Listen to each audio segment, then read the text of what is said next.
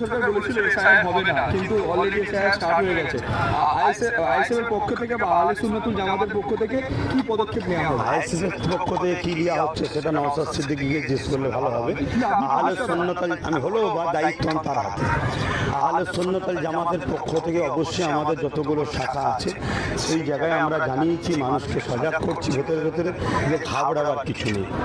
কেন এরা যা বলবে তাই তো নয়, এরা কে বলা, এদেরকে সংবিধানের কে রাইট দিয়েছে? একটা ভোটার কার্ড যখন ভোট দিতে পারছে, ভোটার কার্ডটা কেটে নির্বাচন কমিশনার, আজকে সেই নির্বাচন কমিশনার বলবে এটা ফেক, তাহলে এটা ভোট হলো কি করে? তাহলে এর জন্য কত টাকা তোমরা খেয়েছো, কারা কারা খেয়েছো তোলো আগে, তবে বিচার হোক, তারপরে এই বিষয় বলা হবে। অতএব এই বিষয়টা যতটা সহজ মনে করছে করে দেবো, অতটা সহজ নয়।